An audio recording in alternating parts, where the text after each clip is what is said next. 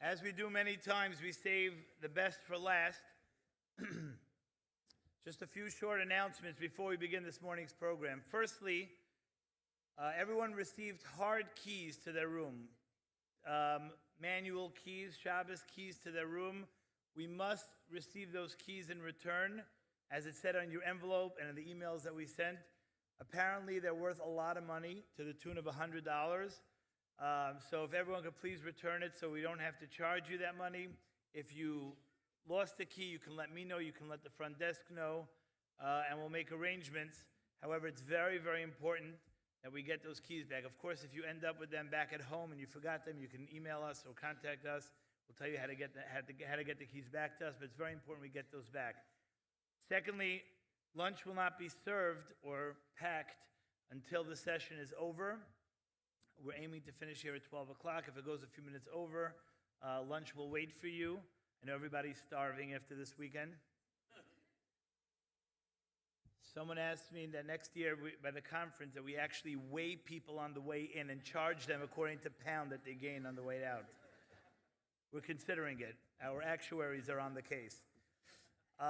Nevertheless, when you leave here, you'll check out. There'll be packed lunches to go to the car or to wherever you're going, packed sandwiches, different types of sandwiches, and the waiters will have them on your way out. I think that's it. Lost and Found, it's a big one. We have a facility, it's about 4 stories, it's in Clifton for Lost and Found from previous conferences.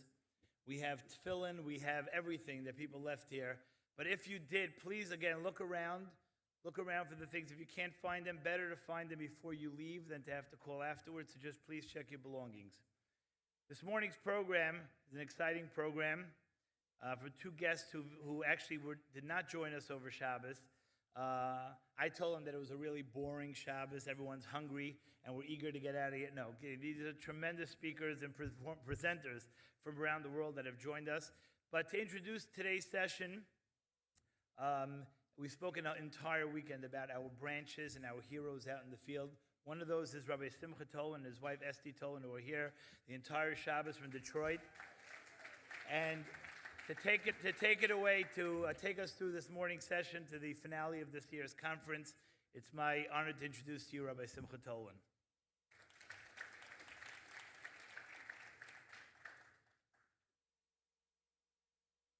All right, good morning, everybody, and welcome to the final keynote session of the 2017 Partners Conference. Yossi, you did an incredible job. I actually felt a little bit like Abraham last night when I was sitting in the lobby, completely stuffed, and not one but 2 waitresses came over to me and said, "Can we get you anything?" And I looked around desperately, is there anything I need? My coffee was full, I had plates of food. And I said like Abraham said, Yesh li kol, I have everything. There is nothing I need. So Yossi, thank you so much for giving us everything we need this conference, from the physical to the spiritual. It's been remarkable. My name is Rabbi Simcha Tolan. I'm the Executive Director of Aish Torah Detroit, and I am super happy to be with you here on this Sunday morning. Because on a typical Sunday morning, I would be teaching Sunday school. So this is a great improvement. Thanks for having me. So in July of this year, the Aish Torah branches got together in Los Angeles. Aish Los Angeles hosted us in Big Bear Lake, and we met with Steve Berg. And Rabbi Berg told us, we are here for you, the branches. If there's anything you need, we'll take care of it. And we said, Rabbi Berg, since the Rosh Hashiva, Rabbi Weinberg's passing, we have been like orphans without a father. With all the good that we're doing, we feel like a ship adrift at sea. We need to know that we have a Torah presence in the Beis Medrash, a Torah guide that we can ask our questions to. We need Rav Berkowitz's presence in the organization, in Aish Torah. And I'm sitting there on the couch, it's a very casual type of environment, and I'm thinking, boy, we are throwing Steve Berg under the bus. How is he going to get us Rav Yitzchak Berkowitz? Rav Yitzchak Berg, we complain, we get 100 emails a day. Rav Yitzchak Berkowitz gets thousands of emails. He's inundated by phone calls, and when he gets home at night, he literally has people waiting outside his door. He has organizations that he runs. He has a city that's after him all the time for different needs. How is Rav Yitzchak Berkowitz going to come and have a presence that's at all meaningful in Aish Torah? But in fact, he accomplished that. Today, Rav Yitzchak Berkowitz Shlita is a guide for Aish Torah. Steve Berg meets with him every single week. We as branch heads, if we have any questions, we email Rabbi Berg, and immediately we get a response. Rav Yitzchak Berkowitz's presence, as we heard, is in the yeshiva every single week meeting with students. And this has been transformational for Aish Torah. So this morning, it's a tremendous honor to ask everyone here to please turn your attention to the video screen for a special recorded message from Rav Yitzchak Berkowitz Shlita from Jerusalem.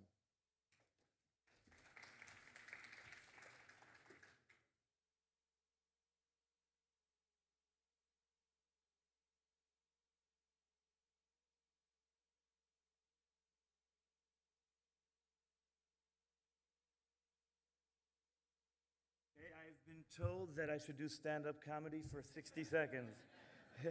I actually discovered in doing comedy that really everyone could be funny. It's just a question for how long could you be funny. You know, if you're going to pay $15,000 for a comedian, they'll be funny for about 40 minutes. You go to the $3,000 comedian, oh, we're good. I charge about $100. I can be funny for 10 seconds. So you spent some time together. You've had a wonderful Shabbos together. Hopefully you're getting a sense of just what's really happening. You're getting a sense of something big here. You're getting the sense of a real movement. You're part of a movement to reawaken Jewish identity. For Jews to be ready to stand up and be counted as Jews. To know that our heritage is something that is alive, well, and relevant to our lives today. You're part of that movement because this was the dream. This was why Reb Noach set up Aish in the first place. The idea was not just to affect individuals. The idea was to start a movement, something big. Something big whereby every Jew will have heard of this. And every Jew is going to feel like being part of this because without it, you're out of it. That feeling of Jewish identity, something that's worth taking a stand for, something that's worth letting everybody know, I'm Jewish and I want to be Jewish and I want my kids to be Jewish. This is what it's all about. Hopefully, you got the feeling of that momentum and you're ready to go back and not just live it, but share it and enlist others. Get everybody to know. Get the message back to everybody. The Jewish people, we are ancient, alive, relevant. We are a people like no other people. And you want every Jew to know this, to not in any way sell himself short, certainly not to be self-hating. Go back and take this message. I'm looking forward to working along with Aish and helping this grow, to grow more and more in today's generation, because times have changed a lot. The world has changed a lot in the past few years, a lot more than it did even in decades before. And because of that, the crisis is greater. Jewish identity is not necessarily so popular. And we've got to find a way to reach people and make them part of this movement. Every one of you can be an ambassador for this. Every one of you, regardless of how much you know about your Judaism. It's just the pride. You've got to be able to share with the others, share this with others and enlist them. And together we'll bring back the greatness of the Jewish nation, the nation that lasts eternally. The great Jewish nation founded thousands of years ago, that has included so many great individuals, that is responsible for so many great values that all of humanity has pretty much adapted. Be part of that. Be part of that and make it happen. And we look forward to the day that every Jew is going to be able to stand up and be proud as a Jew. Say, I am Jewish. Enjoy the rest of this conference and feel great. Okay?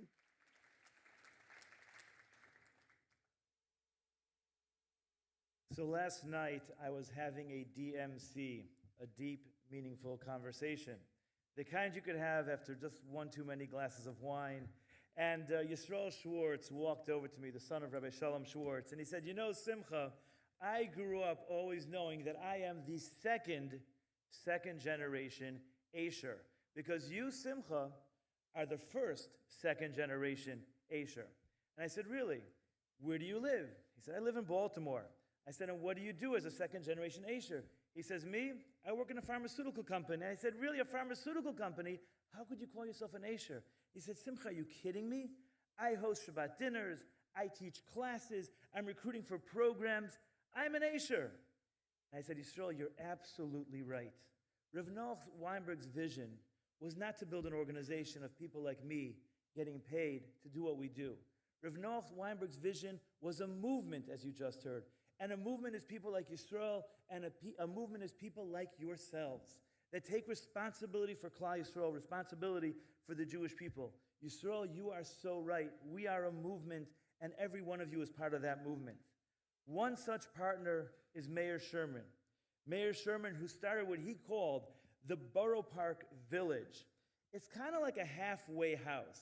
From what I understand, it's like when someone is finished with yeshiva in Jerusalem and they're ready to move back to New York and start life.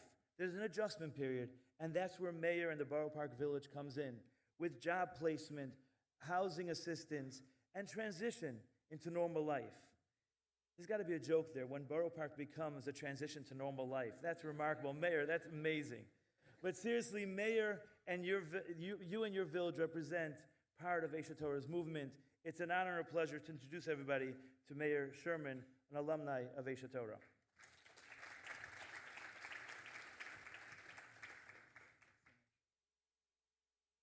Wow. Okay. Hello, good Chodesh. I'm Mayor Sherman. I'm a product of Aish Torah, a proud product of Aish Torah. And by no means did I go to Aish expecting to change my life or to become from in any way. I didn't want to change my life or become from. I was having a lot of fun, actually. I was a television producer. My career was on the rise. Things were fun. I was young. I just wanted to pursue that and keep going with that. It was really just two simple things that brought me to Aish. One was a chasna. I was very, very, very inspired by a chasna. I'd been to parties. I'd been to weddings. I'd never been to a Jewish simcha before, like a from Jewish simcha, right? And there was something about it that I wanted.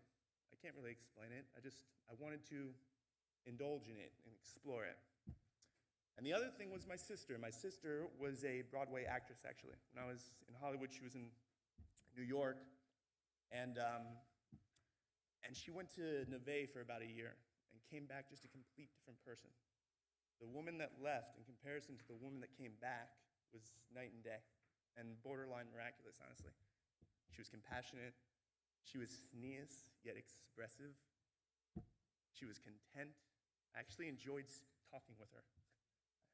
I sought out her wisdom sometimes, seriously. So that was it. So I went. I did it. I wanted to learn more about it, and I signed up for the 3-week program at Aish.com. And my plan was very simple. I was going to go, do some traveling, meet some cool people, get deep Jewish wisdom from rabbis with long white beards, and then shalom. I'm out. Thank you. I'm on my way. That's not what happened. I ended up staying for 5 years. I live now a complete Jewish lifestyle.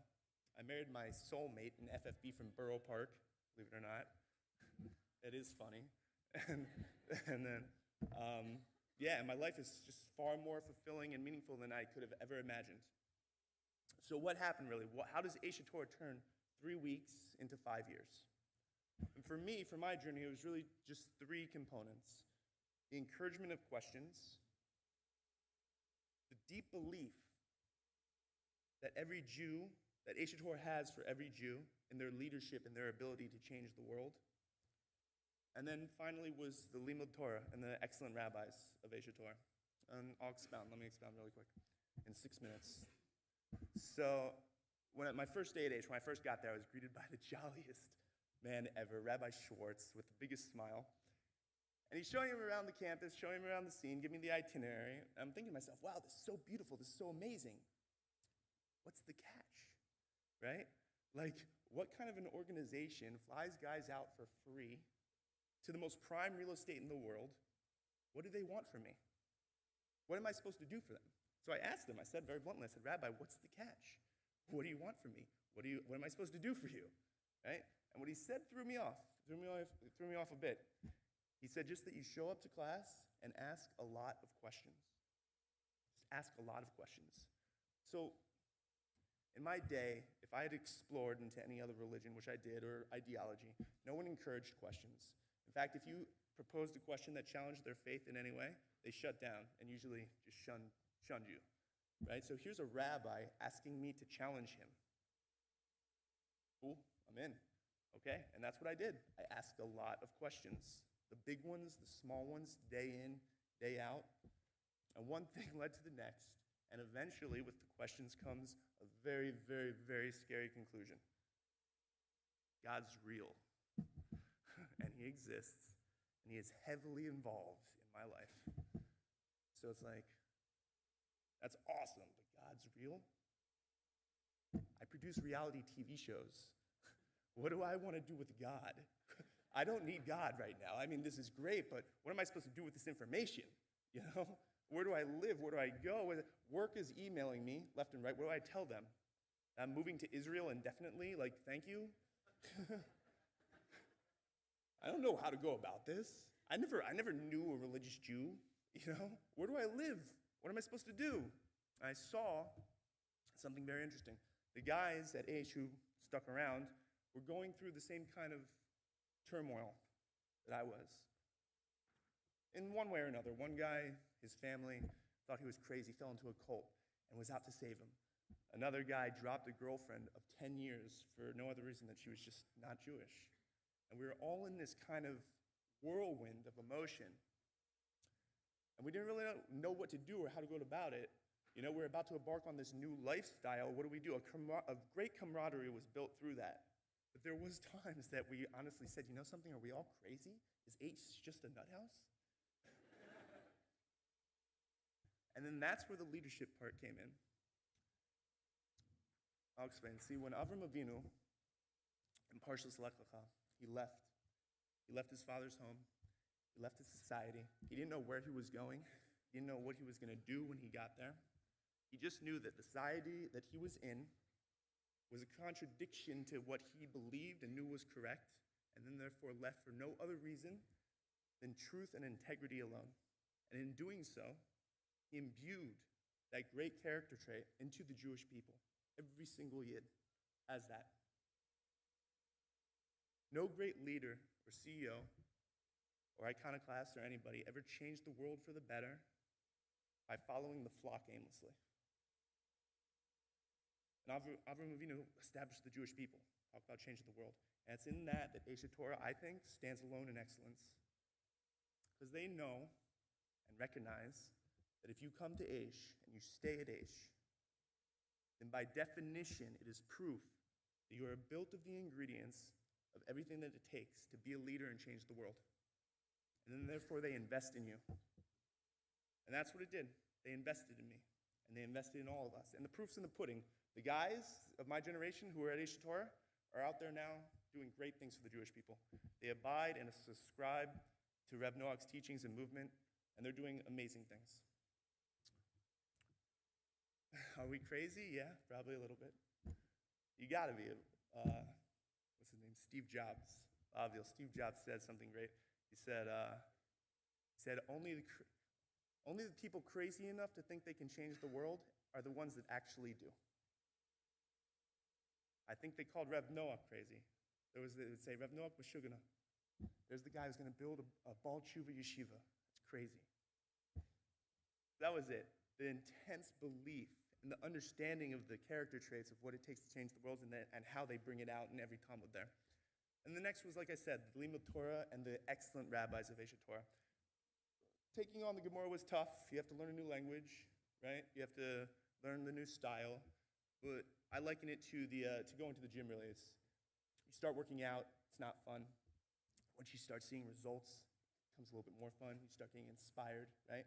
And then once you start seeing more results and it gets easier, you actually enjoy the process. And that's for me very much what it was. I actually began to enjoy the process. And eventually, sometimes, not all the time, I can't say all the time, you get that feeling that I got at that chasna that I went to, whatever, kedusha, It was.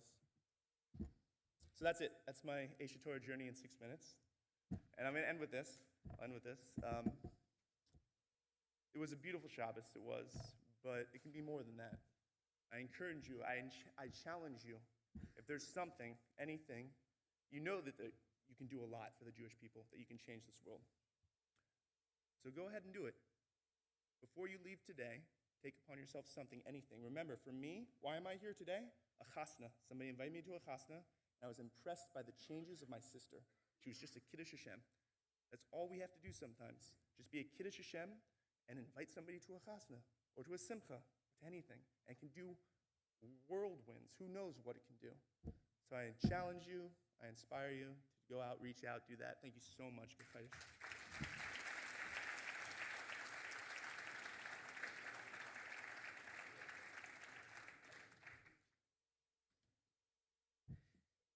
It is now my incredible honor to introduce a dear friend, Michigan Supreme Court Justice, the Honorable Richard H. Bernstein. Richard graduated from University of Michigan and then applied to Northwestern University's law school, where he had to fight the law school admissions council against the visual bias of the LSAT, claiming that the test discriminates against the blind because of its requirements of interpreting visual material. 4 schools agreed, amongst them the Northwestern University Law School, and at the time he was admitted, he was the only blind person in the school. Bernstein was elected during a Michigan statewide election to the Wayne State Board of Governors at the age of 28, and a couple years later, he was unanimously elected as its chair. When I asked Richard, how should I introduce him, he said, skip everything, just talk about the athletics. That's interesting, people like that. So I read deeper and I said, wow, that is remarkable. Richard completed 21 marathons at the age of 34, the Ironman. For those who don't know, that's a 112-mile bike ride, a 26-mile marathon, and a 2.4-mile swim without a break. At 37 years old, Judge Bernstein completed a half marathon in Eilat, the competition's first blind competitor. He did that with the assistance of a pilot in the Israeli Air Force. Currently, Bernstein's consulting with the Israeli government on the integration of the special needs population into the Israeli military. Absolutely remarkable. I personally met Richard in New York, though we were neighbors in Detroit 15 years ago. And I remember picking him up in the car, and he says, Simcha, do you feel the energy of New York? I said, no. He says, could you hear it? I said, no. So he said, roll down the windows. So I rolled down the windows, and I heard it. Beep, beep, beep, beep. I said, Richard, what do you hear? He says, people. There's someone crossing the street. There's energy. There's a train beneath us. Feel the rhythm. It's amazing. And Richard, you truly taught me to see. You're an inspiration in my life over these past 15 years, and I know that like you inspired my life and you inspired the life of those you meet, we're looking forward to your inspiration here this morning. Ladies and gentlemen, Michigan Supreme Court Justice, the Honorable Richard H. Bernstein.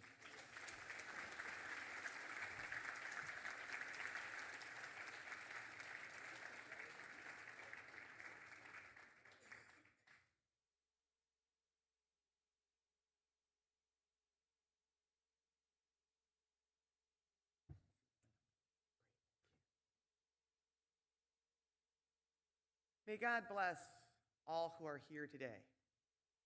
May He give you guidance. May He give you wisdom. May He give you strength. May He show you compassion. May He allow you to know mercy. It was a short time ago, and I was asked to be the keynote speaker before the United Nations in Vienna, Austria. People were surprised that a blind person could serve as the highest court in his state. There were 150 countries present. And after the presentation, we adjourned to speak with the global press, and people simply couldn't understand how this was possible. How can a blind person do this work? How can you understand the facts that are presented? How can you visit a crime scene? How can you keep up with the information? How is this something which is even remotely possible? And then one reporter said something that I'll always remember. When she said, just how American is that? That a blind person could be elected by their state to represent people in their highest court. The values of Aish Torah are found in the spirit of America. There's an energy at Aish Torah. There's an enthusiasm. There's an idealism. There's an eternal optimism. There's a wondrous passion. There's an incredible sense of mission. Aish allows for people to realize the beauty of Judaism, the kindness and the warmth of its people, the energy and boundless excitement, the eternal optimism that tomorrow will always be better than today. I got a call one morning from a wonderful young mom. As we go through life, there are always certain experiences that truly define us. And this wonderful woman asked me, she said, Richard, I'm reaching out to you because I know that you care about people with disabilities, but I'm calling because I simply want to know why. I'm a good person. I'm a kind person. I'm a pious person. I keep Shabbos. I have a kosher home. The only thing that I asked from Hashem was He would allow for me to have a family, that He would allow for me to have children that I could raise and introduce into Judaism. So why is it that of all the people in the world, Hashem would give me a child with severe special needs? Help me to understand. What kind of a life is my newborn going to have? Do you think he's ever going to have any friends? Do you think he's ever going to live independently? Do you think now I'll ever have grandchildren? What's going to happen to my baby when I am no longer here to care and provide for him? And when do you think that the God that I pray to will ever allow for me and my family to have an ordinary life? And when do you think that the God that I have served so loyally will ever allow for me to no longer have to suffer? And I remember thinking back and trying to answer this question by tapping into my own life experience and saying, I believe it's okay to be upset. I believe it's okay to be disappointed. I think it's okay to be sad. We don't have to be happy all the time. We don't have to be joyous all the time. We don't have to be celebratory all the time. We don't have to have praise all the time. I think it's okay for us to feel that sadness, to feel that sense of loss, to feel as though our life isn't going the way that we hoped or the way that we had wished or the way that we had even prayed. And I remember saying to this wonderful young mom, I don't believe that there will ever be anything about your life or about your child's life that will be remotely ordinary from this point forward.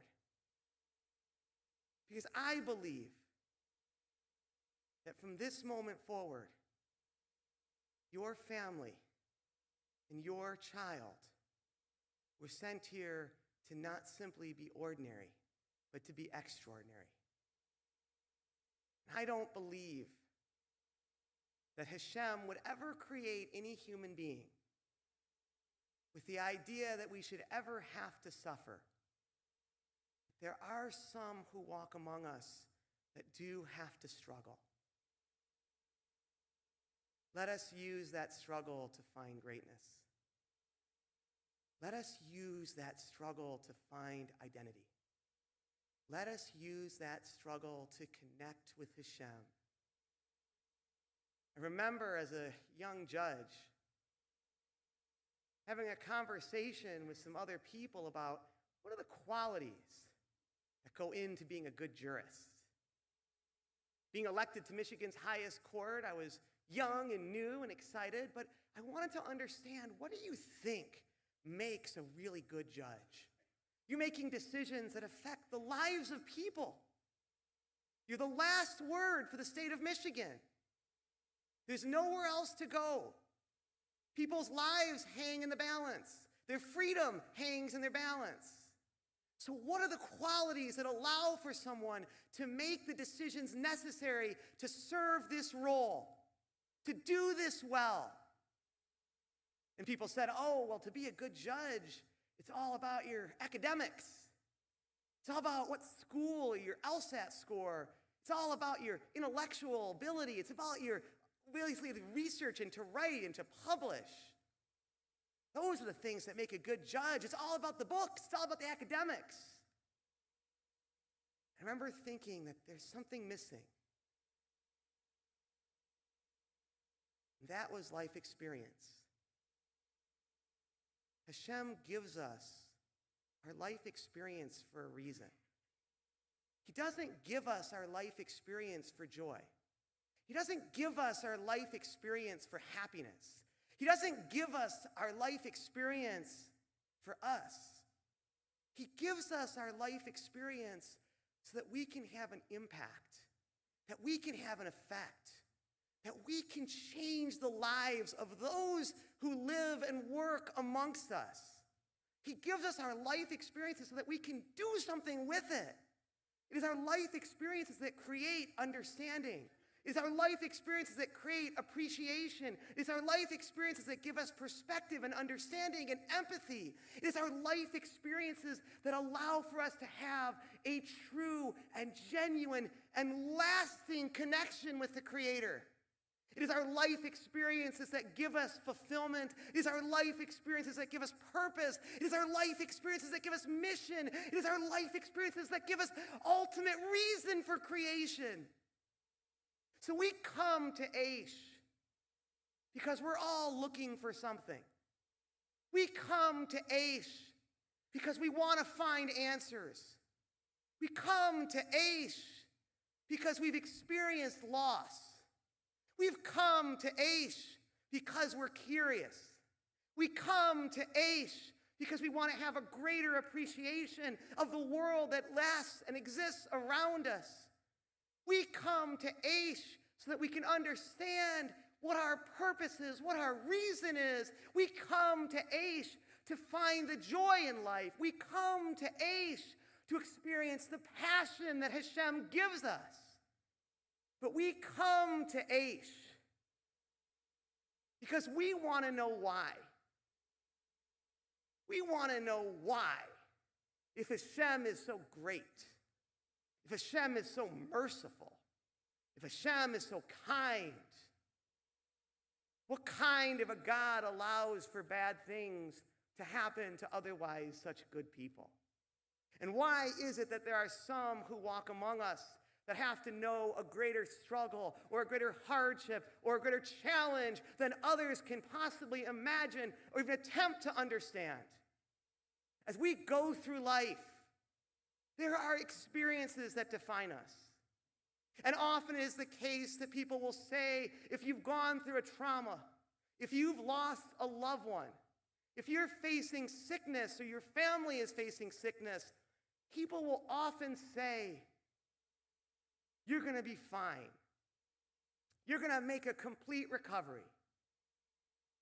But often it is the case in life that there are some who walk among us that don't get to recover. The power in life is the values of Aish. It's the idea that it's not always about recovering, but it's about adapting. The power comes through adapting. The strength comes through adapting to the life that you're given, not the life that you want, to the circumstances that you're in, not the circumstances that you hope for. The power comes in adaptation. And with adaptation comes great pride. With adaptation comes a new sense of purpose, a new sense of mission, a new sense of excitement. What comes with adaptation is the ability to survive, the ability to face life, the ability to turn a page, the ability to live the way that Hashem intended for us to live. Beauty of life is never a snapshot. It's never about one day. It's about having the ability to see things in a totality. And for so many of us, it's about the idea that you're going to have bad days, bad weeks, bad months, bad years. But if you can find just enough good, just enough, you can balance out the bad. And you can find the meaning in your existence. So why is it that bad things happen to otherwise such good people? And why is it that there are some who have to know this greater struggle or this greater hardship or this greatest challenge than others have to? Why is life so unfair to some? Why is life so cruel to others? As you heard from Simcha, I've been blessed. I've had the opportunity of completing 21 marathons and a full Ironman competition.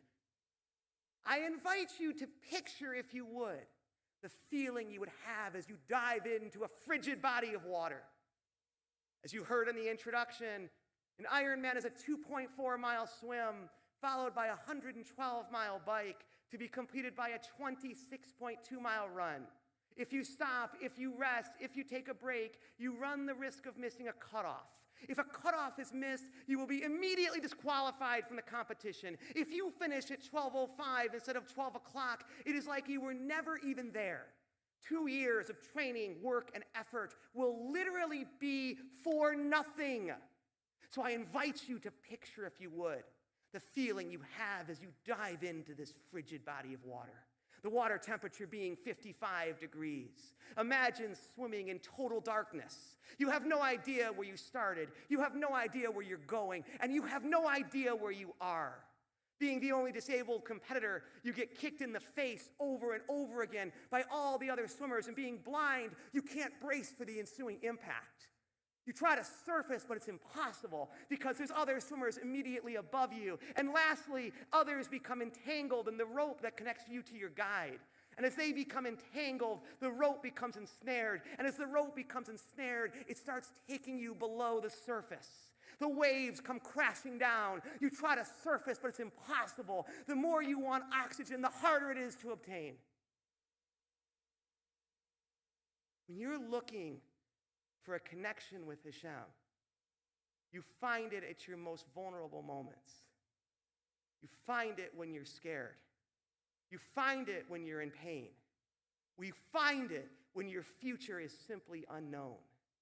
When you're looking for a connection with Hashem, you come to realize at those moments, that is when miracles truly do happen.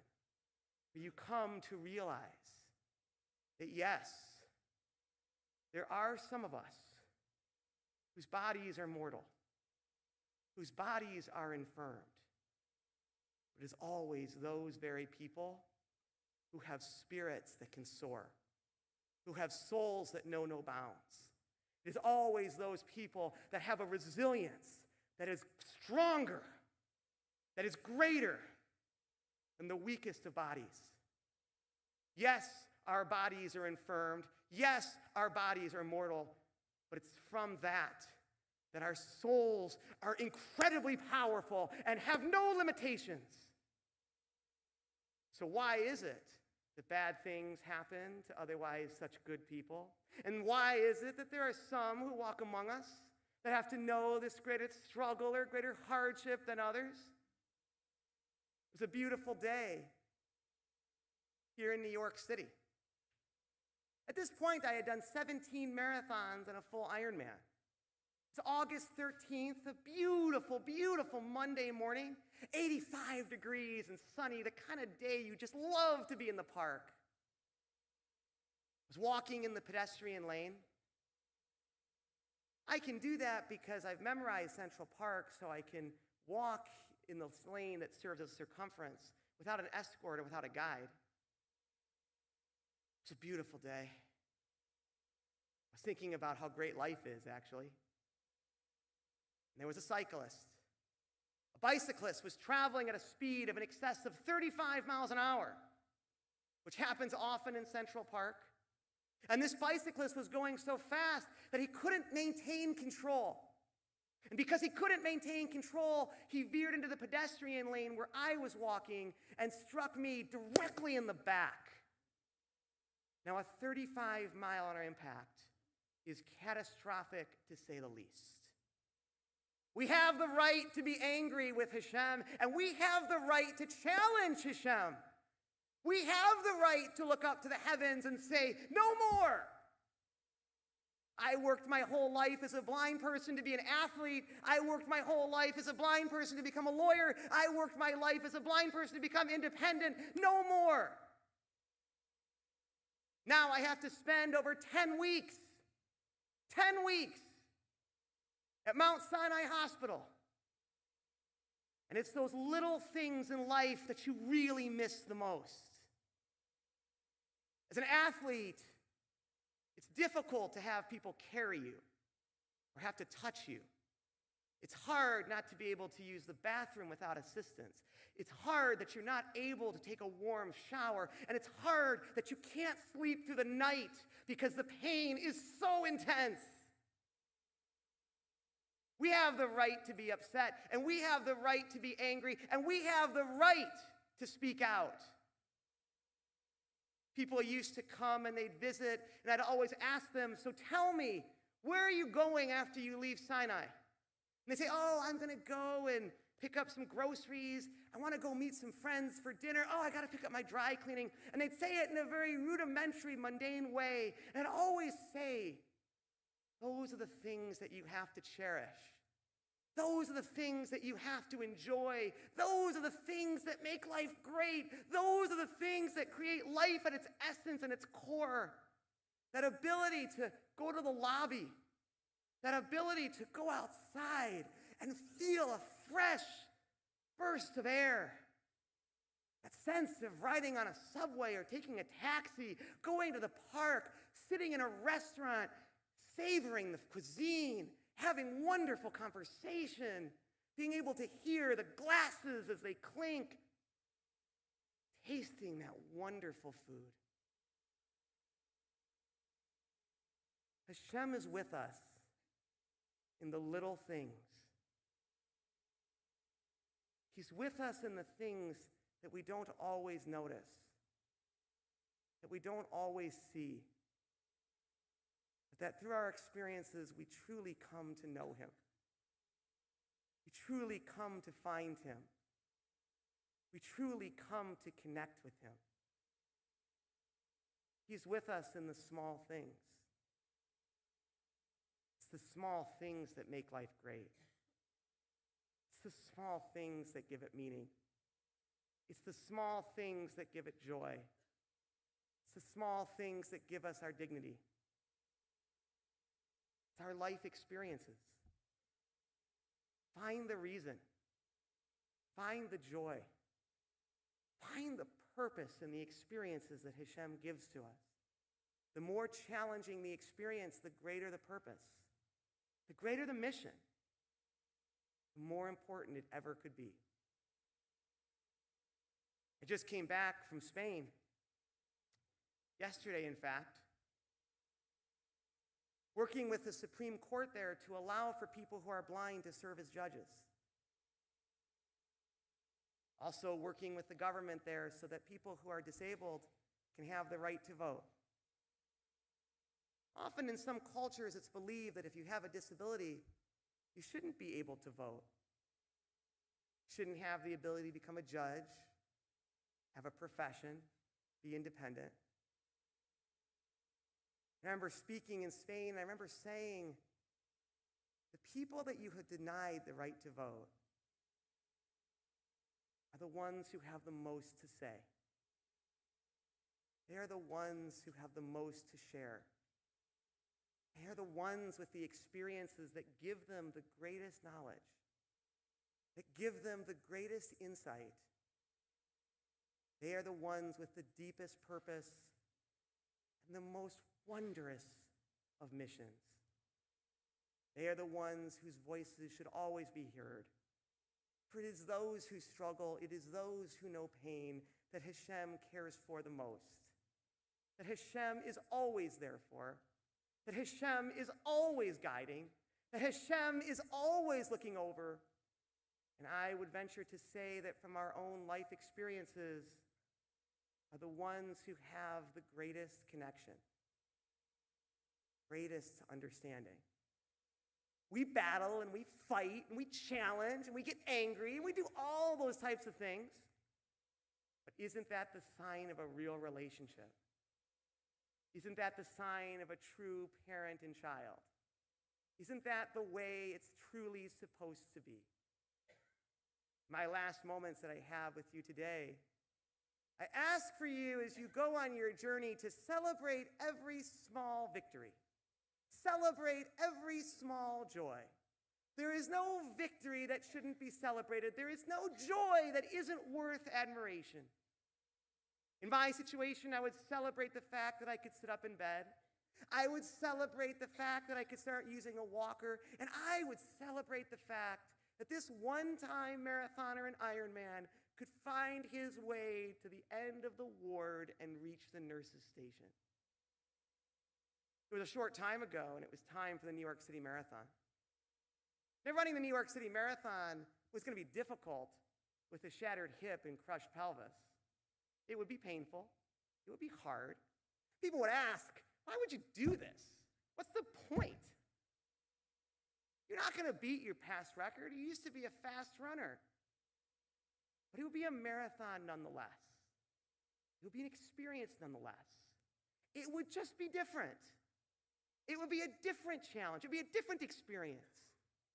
Living with chronic pain can be incredibly difficult. But Hashem is always there. You might be angry and curse him, but he's always there to help you deal with the pain that you feel every day and every night. We ran through the streets of New York. Pain was becoming so intense as we reached mile 18 and started crossing the 59th Street Bridge. Came down to First Avenue and started heading up to the South Bronx. The pain was becoming so intense. I remember praying to Hashem, and I said, Hashem, I really want this. I really want this. Please let me finish this race. Please let me cross this finish line. I'm working through the pain. I appreciate the pain. I respect the pain. But please don't let me lose consciousness. Please don't let me pass out. Please let me have this. That moment, I was able to find a sense of peace. You find a peace with your new life and your new circumstance. You make a peace with your new body. At certain points in life, you're actually able to find a peace with Hashem. So why is it that bad things happen to otherwise such good people?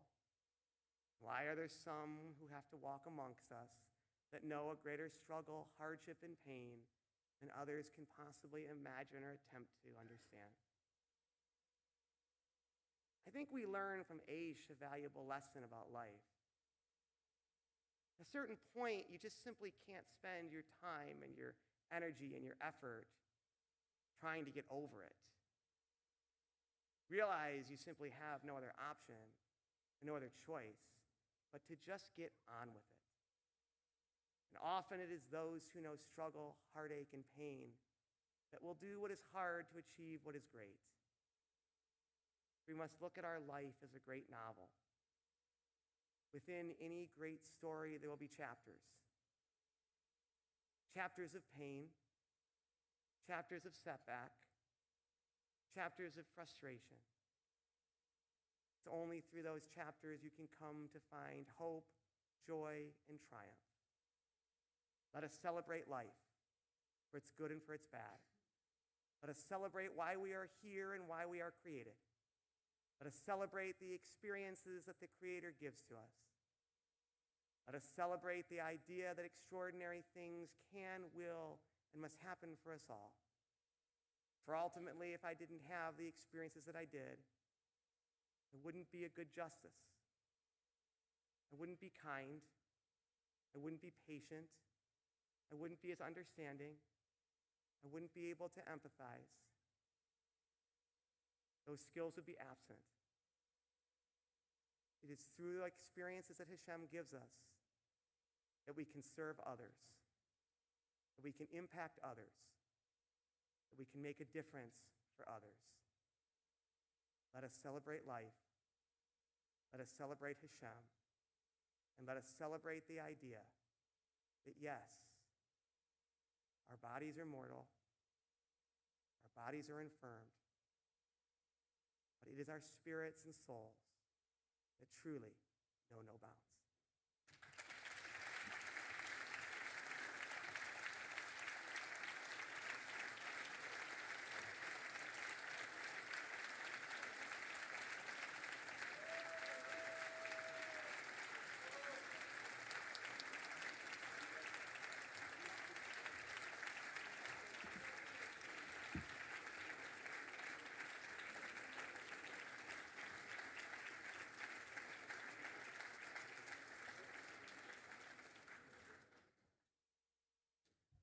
Richard, thank you so much for sharing yourself with us. I did have to ask Richard if he finished that marathon. And he said, oh, absolutely, definitely. I absolutely finished that marathon. So, Richard.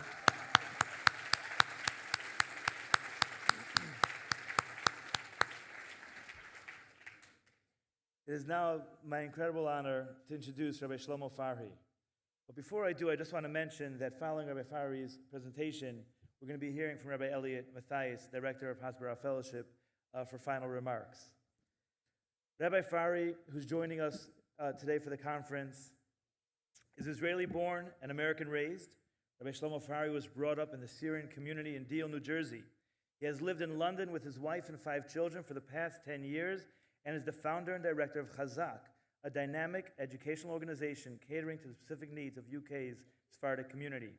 A rare blend of intelligence, dynamism, and wit, he is a product of top Israeli yeshivot, coupled with over a decade of expertise in both informal and formal Jewish education. Rabbi Farhi is a charismatic and sought-after speaker and lectures weekly in Jewish and non-Jewish schools, university campuses, and young professional circles in the length and breadth of the UK. Although he is UK-based, he travels frequently to direct educational programs in Israel, Eastern Europe, and the Americas to teach in Jewish communities worldwide. He serves as an educational consultant to several Jewish schools, charities, and communities who seek to benefit from his innovative approach to Jewish education and his insightful understanding of the issues that young Jewish people face today. Over the last few years, he has developed an impressive array of Jewish theatrical productions, captivating short online films, and online classes that appeal to Jews of all ages and backgrounds. Rabbi Farhi, I'm one of those people that watch you online, and now it's a pleasure to have you live here at our conference. Thank you very much.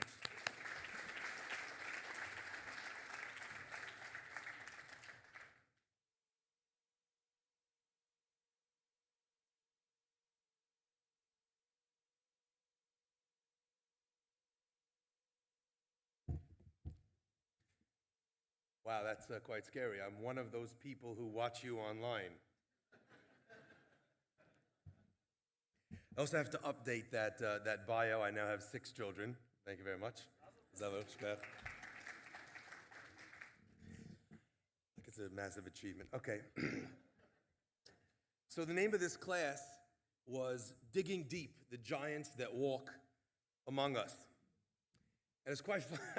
Sorry. I just feel very uncomfortable sharing this, so I'm just going to begin with this. I feel very small, specifically at this conference. Not like a giant at all. First of all, the fact that we're sitting here in the presence of peoples like the chief rabbis, Chief Rabbi Lau, it's unbelievable. And all the amazing makarvim and the amazing people that are doing wonderful things. Rabbi Berg running Aish doing such an amazing job. Yossi Friedman putting this entire place together.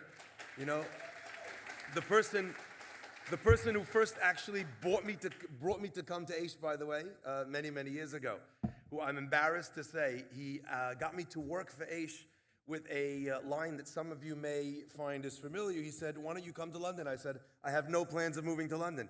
He said, come to London. Worst case scenario, it will just be a free trip. You know, I never knew that worked on rabbis, but I guess it does. Okay, so I want to thank everybody for having me here, but I'd like to share with you why I feel so small. A little while ago, I was running a program called JLF, something that was started by a remarkable woman here who's here with us today, Jackie Engel. And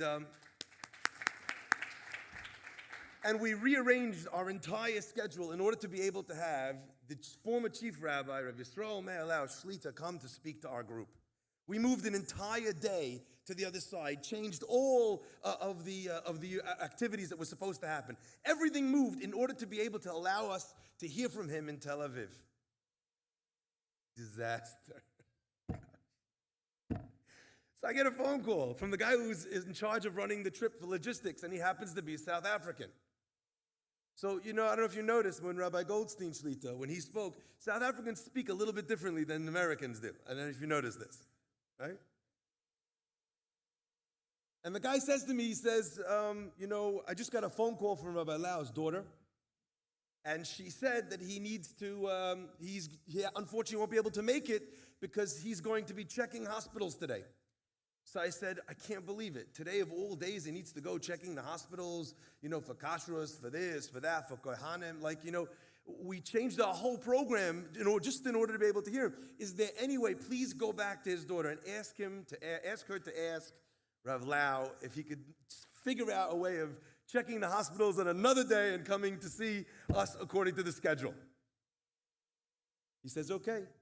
He's a little bit puzzled, calls me back a few minutes later. He says, I spoke to Rav Lau's daughter. She doesn't know what you want. I said, what do you mean? See, when he said checking hospitals, he said it like South Africans. He said, checking. I had asked the chief rabbi of Israel when he was checking into the hospital if it was at all possible for him to check in another day because we really wanted him to speak to us. And you know those moments when you hear something and you're like, no. I've only had that feeling once more in my life. It was when I was communicating with a very important donor of ours who, God bless him, he's an elderly man and he has Parkinson's. And I sent him a message and I wrote the words, Shalom Tzaddik. And as I sent it off, I realized that it had auto-corrected to shaking Tzaddik.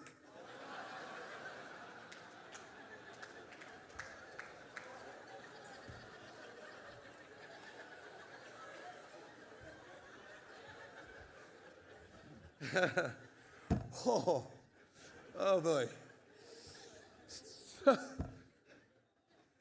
So I'm hearing this on the phone. The chief rabbi's daughter doesn't know what you want from her or his life. He's going to the hospital now. There's not much he can do to rearrange it for your program. I wanted to die. I turned up at the event that day, and we make other arrangements, and other people are speaking, and I think I've got away with it. And all of a sudden, there's a commotion in the back. Who's there? Current Chief Rabbi Lau. And he walks in, and I walk up to him, and I say, oh, Shalom Aleichem, what is the Rav doing here? He says, the truth is, I don't know, I had a very busy day, but I got a phone call from my father in the hospital.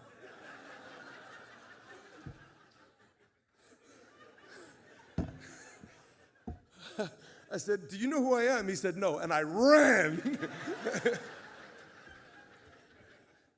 So I think I'm uniquely suited to be speaking about digging deep to find the giants amongst us, because I have very rarely felt so small than to see the both of them here.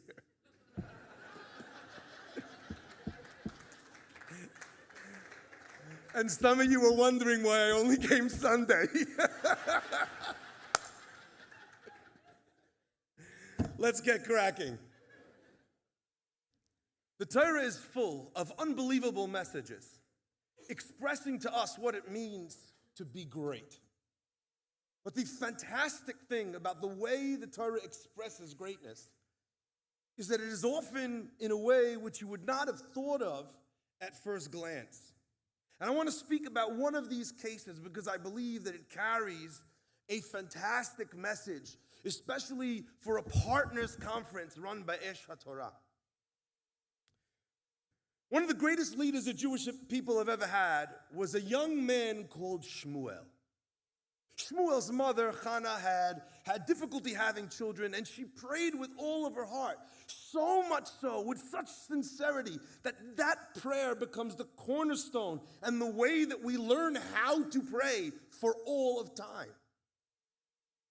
And Hannah promises God, if you bless me with this child that I so desperately want, then I promise you I will give him to you.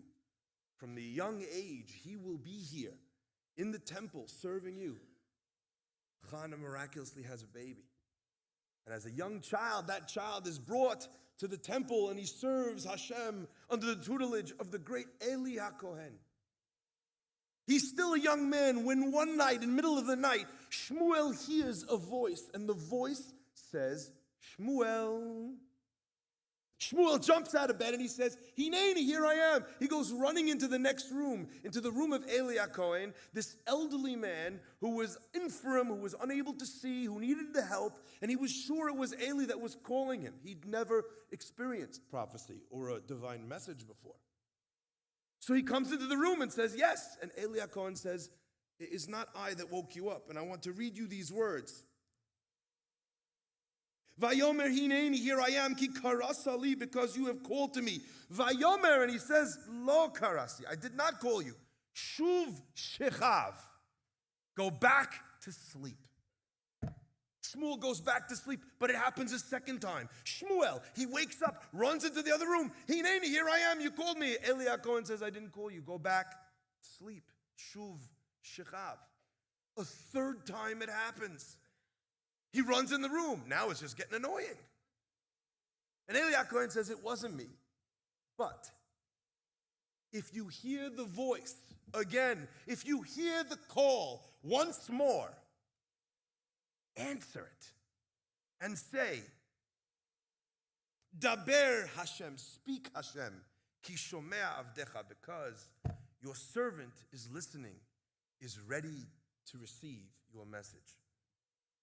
But up until that point, Eli HaKohen tells Shmuel to go back to sleep. Rev Meir Shapiro was a child prodigy. At the young age of, I think it was 12 years old, they realized that there was no one in his hometown who was capable of teaching him anything. So his father sent him to the Shatzarov, far away, who was known to be a genius.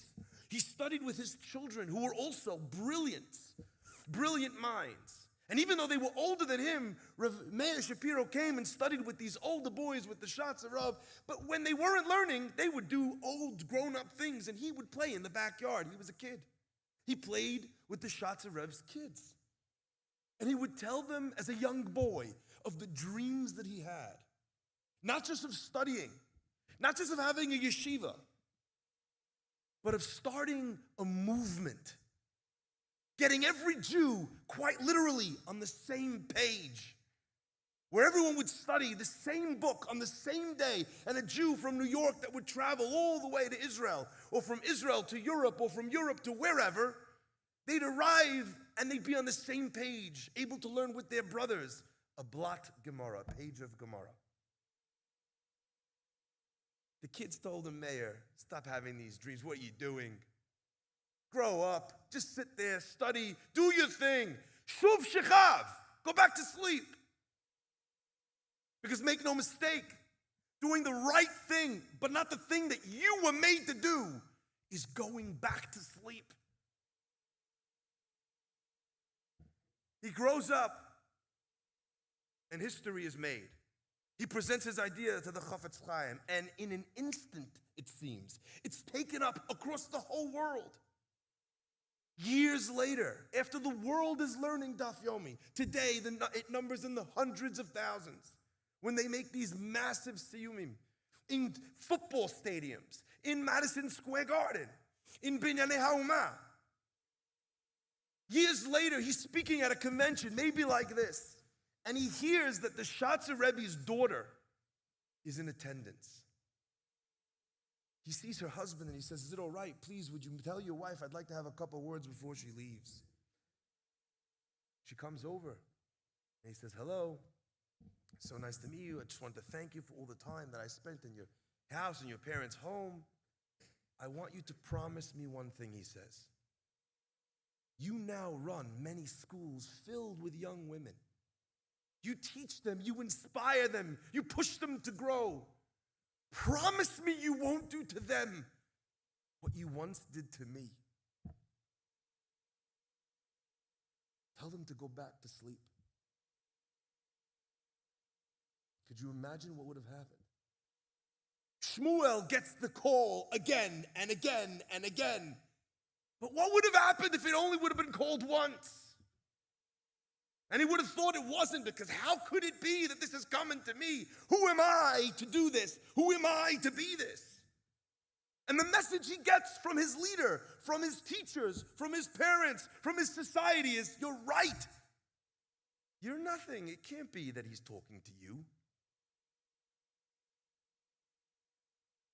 What we would have lost if we didn't have a Rav Meir Shapiro, if we didn't have a Shmuel. This, my friends, is, I think, the most powerful message of coming to a partners conference. And I remember being here when Rav Noach was here, and he would pound on the shtender. And he would tell us that it's not just a man like him with a gray beard who knew all of Torah. It's not just him with a yeshiva, with students that are placed in every place, but it's every person in this room who is capable of doing, of going, of being. Rav Noach was the ultimate alarm clock, the opposite of Shuv Shechav. Because the result of being told that again and again, "You're just a kid, you're just you don't have, you don't know, who gave you kiruv training?" The result of that is what happens to Shmuel. And I want you to pay attention to this, because it's so beautiful, it's poignant, it's bittersweet, it's heartbreaking. Shmuel says, he hears from Eli. Eli says, if the voice comes again, if you were challenged to pick up the baton, to be somebody again, respond and say, Daber, say to this voice, Daber Hashem, speak, O God, ki shomea avdecha, because your servant is listening. Shmuel goes back to sleep. Vayavo Hashem, and Hashem comes. Vayityatzав, and he stands. Vayikra, and he calls kipam bepam, as he had called time after time, sending this message, reverberating through Shmuel's very being. And Shmuel stands up after it's been the fourth time, after his Rebbe has finally told him, I believe in you. It's you. If it comes again, you've been chosen. And Shmuel says, Daber ki shomea avdecha. Oh. That one word that's missing. That one word that is everything here. Eli says to him to say, speak Hashem, because your servant is listening. Shmuel can't bring himself to say, speak Hashem. Look at Rashi. Look at Metzudas David. They both say, Omar, he said to himself, Shema kol acheru. Maybe after all this, it's someone else speaking. Maybe someone's playing a prank. Maybe it can't be me. What a tragedy that would be. To lose the ones that can make all the difference in the world because they have not got the message that someone believes in them. If you have heard Rabbi Berg's message loud and clear, you know that if you cannot find it anywhere else, you can find it here. Aish HaTorah believes in you. Whether you carry the name Aish HaTorah on your t-shirt or not, Aish HaTorah believes in you. It exists to empower people to make a difference to the Jewish destiny. We carry on Rav Noach's mission of being an alarm clock.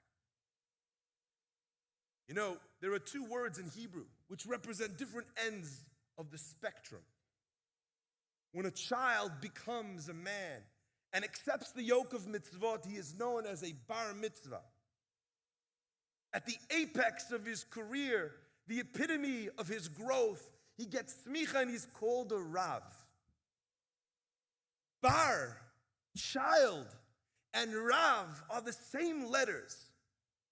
But what defines one as a child is if the bet comes before the resh. And what defines you as a rav, as a rabbi, but not just as a rav is someone who is great, is if your resh comes before your bet. What am I talking about? The word resh in Hebrew also means a head.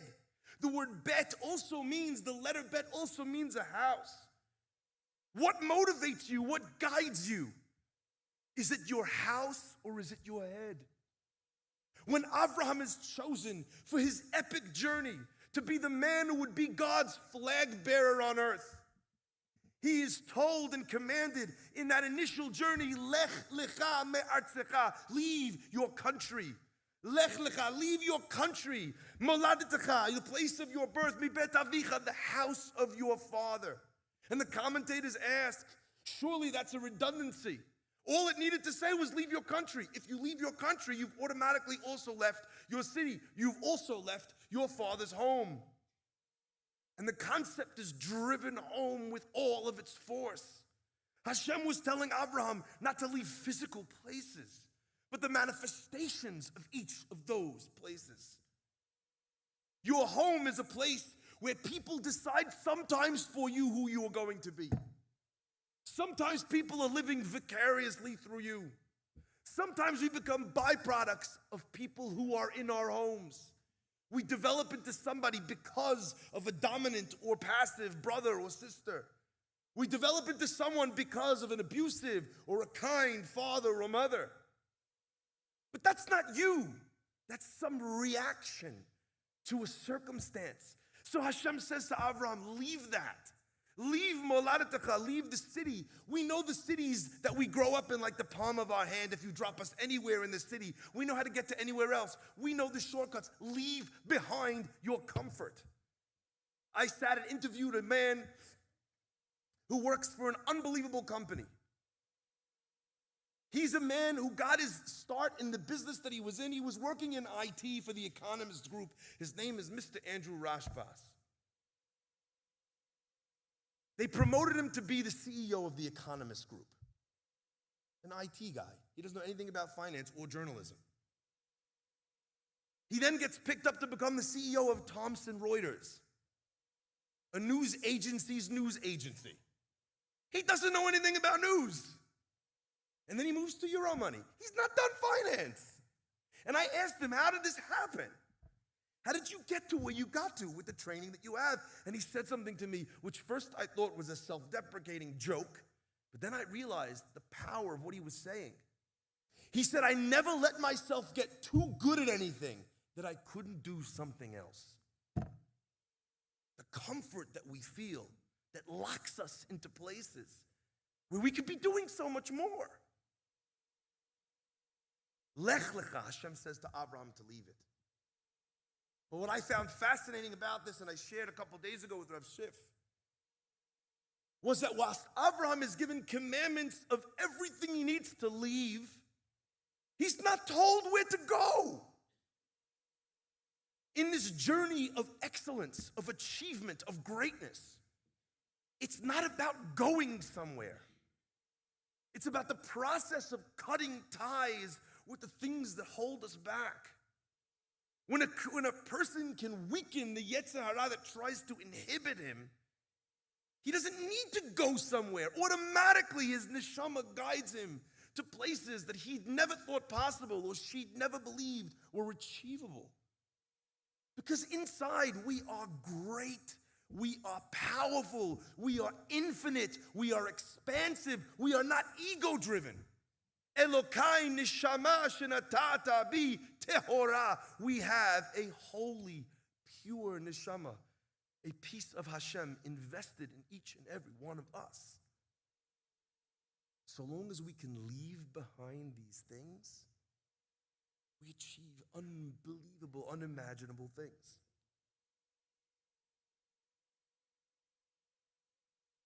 The word in Hebrew for a dream is chalom. And the commentators always explain to us that when a word is made up of letters, the alternate variations of that word are part of its own essence. If a person has a dream, the very same letters that spell the word chalom also spell the word lochem, to be a warrior. Lots of people have dreams. Hayinu kecholmim. Everybody in this room has thought of something that they could do to better the life of somebody else, to reach out to somebody else, to strengthen Jewish identity and pride and shmirat mitzvot in their communities. We've all had good ideas. But who's willing to fight for them? If you want your dreams to come true, you need to fight. But it also contains a third amalgam, and that is mochel. The ability that one has to be able to have to forgive, to give up on something. Every great thing we want exacts a price from us. It takes time, it takes care, it takes effort, it takes prayer, it takes emunah, and it comes at the expense of something else. So what do I want to fight for? What have I noticed inside of myself that I want to fight for? We call this digging deep. And there's a great word that I've been playing with for a little while in my head. It was said in passing conversation with someone. And it happens when you dig deep. You know what you discover when you dig deep? Not just courage, not just determination. When you dig deep, you find buried values. Do you know what a buried value is? A value you don't even know that you have. A feeling which is much stronger than you thought that it was. You have Jews who don't think all that much about being Jewish until someone dares to say something anti-Semitic. Who don't really feel connected with Israel. I disagree with Israel and its policies, la, la, la, la, la. And then someone says something about Israel and they come out like a lion. That's a buried value. Because when push comes to shove, these things, they sit inside of us. But it's uncomfortable to fight for them. It's not our role, to fight for them. It's not my place. Culturally, it's considered rude to talk about politics. So we hold back from our buried values. Lech lecha. Travel to yourself. Release yourself on the world. You are a gift that we have been waiting for. And I want to share, in ending, because I know I'm running out of time, even though I have a lot more to say, unfortunately. And that is that this is possible even when people don't believe. Not just that they don't believe that they have enough, they believe that they don't have anything which makes them or renders them capable of achieving this. A 15-year-old boy whose name was Jack Andraka lost a close family friend to pancreatic cancer. The biggest challenge with pancreatic cancer and its 95% mortality rate is that by the time that you know that you have it, it's too late to treat. The pain hit him close to home, and pain is a great motivator. That's why Hashem gives us nisyonos. And Draka decides that if the reason why people die from this terrible disease is because they don't know they have it, surely all you need to do is check people before. What's the problem? You can't check everybody.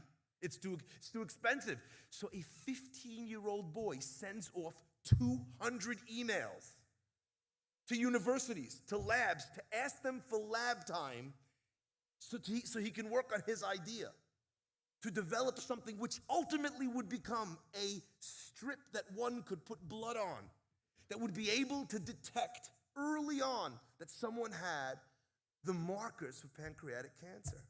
Do you know the price of his test? 3 cents.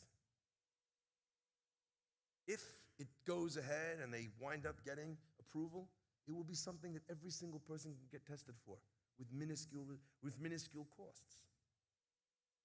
He works on this for 7 months, and I want to just read this to you. They thought that he'd come for a couple of weeks in Johns Hopkins, the one out of the 200 emails that was returned.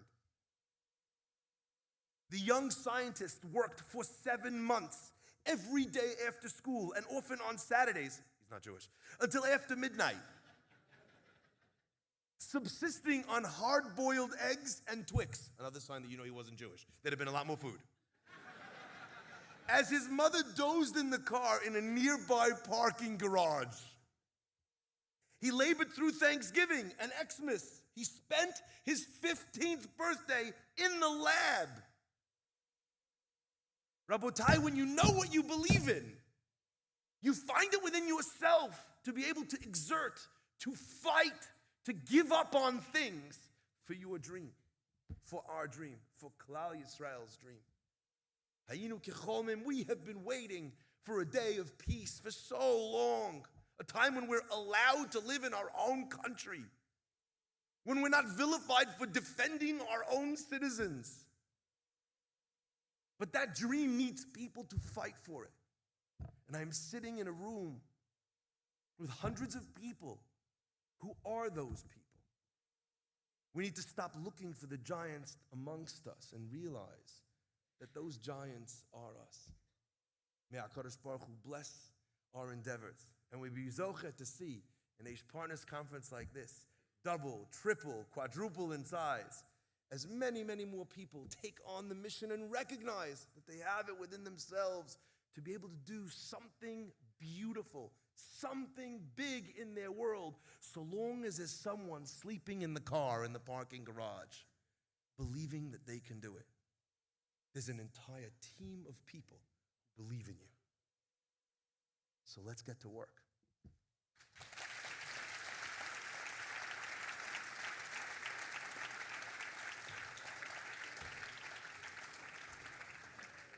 Thank you, Rabbi Fari. If I could ask everyone to remain seated for a few more minutes while I introduce Rabbi Elia Matthias for a few final words. Rabbi Matthias is the founder and director of the Hasbara Fellowships Program, which has trained over 3,000 students to combat anti-Israel propaganda on college campuses. Recently, Rabbi Matthias and the Hasbara Fellowship received a grant from the Israeli government to expand their incredible work. Rabbi Matthias, besides his responsibilities at the Hasbara Fellowship Program, took over as executive director of Aish New York's campus programs. Clap again, guys, for Aish New York college campuses. It's been great having your energy here for Shabbos. Rabbi Matthias also serves on the executive board of Aish Global and the VAD of the Amutah. Ladies and gentlemen, Rabbi Elliot Matthias.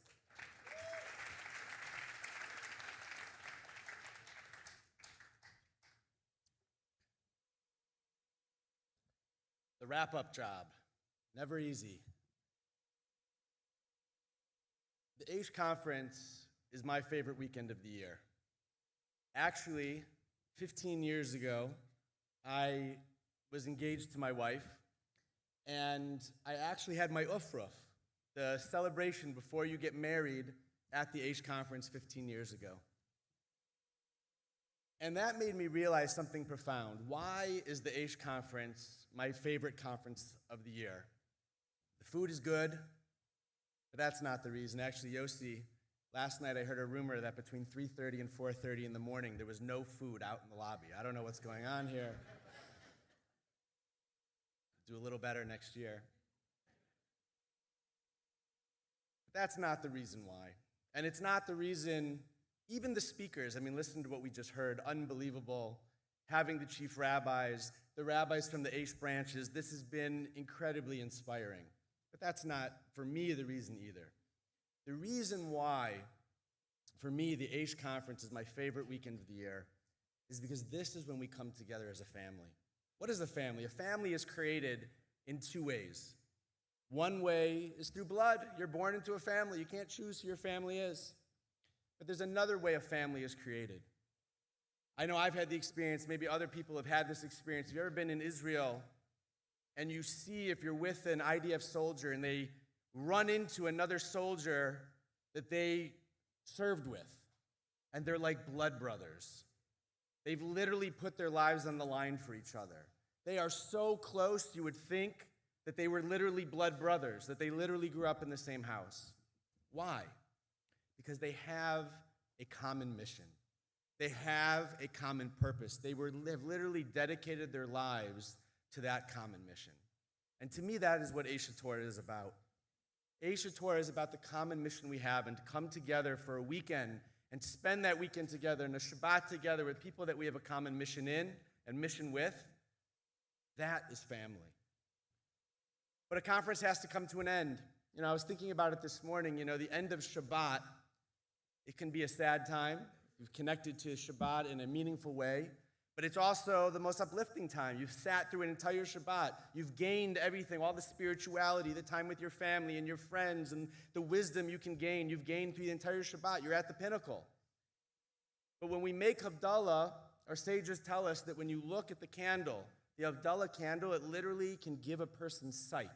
What does that mean? It means that we look at the world differently on Shabbat. And if we look at the Havdalah candle and we take what we saw on Shabbat, that we saw the world in a different way, we're charged to take that sight with us into the week. And that's the same when we're here at the end of the conference. If we walk out of the doors today and say, wow, that was a great weekend. I was inspired. That was fantastic. Honey, where do we got to go? Where are we going for dinner tonight? Then we have failed. The point of this conference, and I heard once, it's a rabbi's role to comfort the uncomfortable, but also to make the comfortable uncomfortable. And so I'm speaking to myself right now, and I just want to share the advice I'll tell myself with everyone else. We need to become a little uncomfortable. I had the merit to study in Aish Torah for 5 years under Reb Noach Weinberg, and there was one Rosh Hashanah towards the end of my time there that Rabbi Weinberg and his family came and spent the Rosh Hashanah together with the yeshiva.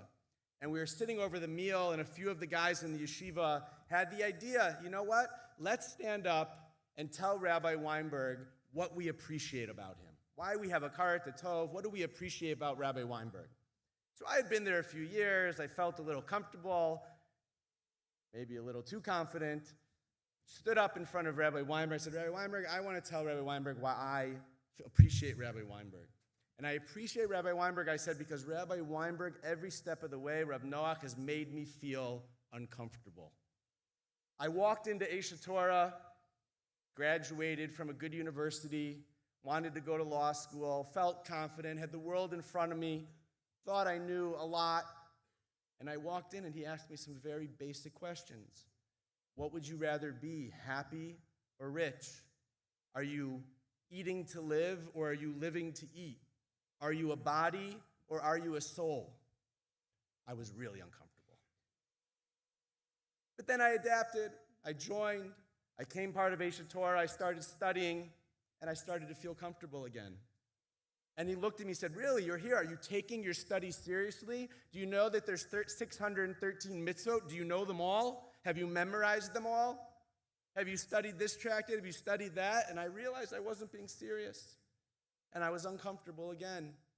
And I committed myself more to my studies. And I was there for a longer time, and I got comfortable again. And again, Rabbi Weinberg said, great, now you're committed, now you're studying. What are you doing for others? Have you joined this program of students to lead them? Are you teaching others? What are you doing? And then I started Hasbara fellowships, and I was leading trips of students, and I felt, again, okay, now I've done the mission of Aish Torah. I've built myself. I've become more connected. I'm teaching other people. And this is what I said in front of Rabbi Weinberg. I said, see, Rabbi Weinberg, you made me so uncomfortable along the way, and that's what I appreciate. And without missing a step, Rabbi Weinberg looked at me and said, then what are you still doing here? And that was him. Every step of the way. Even today, 15 years later, it's very easy for myself to become comfortable. Look what we're accomplishing. Look what we've done. But that is our death knell. That is what stops us from becoming great. There was a woman, Kim Ann Linthicum, from Reno, Nevada. And she served in the U.S. military.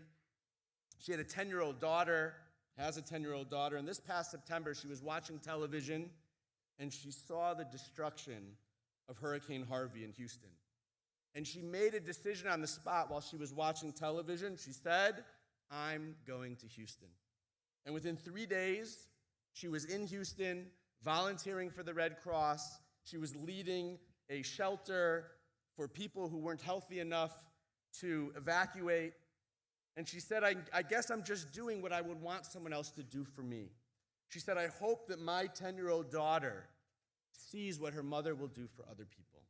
Now, again, I'm only talking to myself, but what did most of us do?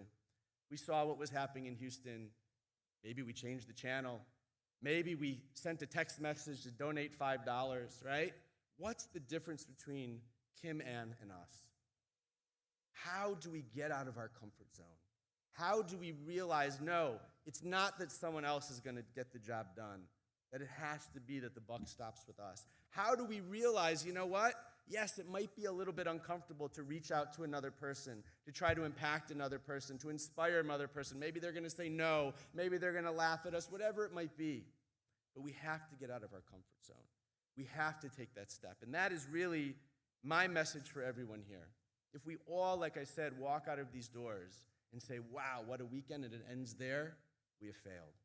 But together as a family, with a common mission, with a common purpose, knowing that we have each other to depend on, we have each other to cheer each other on, we have our branch leaders, and we have Project Inspire, and we have all these amazing things about Aish Torah to be right behind us. We all just have to think about what is that one step that can get me out of my comfort zone? What's one thing that I can commit to do when I walk out of these doors before I get to the buffet?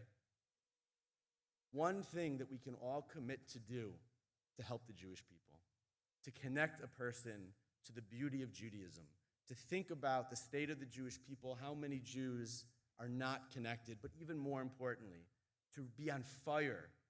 The Aish of Torah, that we're on fire because we are so inspired by being Jewish, by being part of the Jewish people, by being part of Aish of Torah. We're so on fire that we have to spread that to other people. That's the mission of this weekend. That's the message of this weekend. And I ask us all just to take a minute, a couple minutes as we walk out and decide how we can get out of our comfort zone to join the mission of this family and make a difference. Thank you.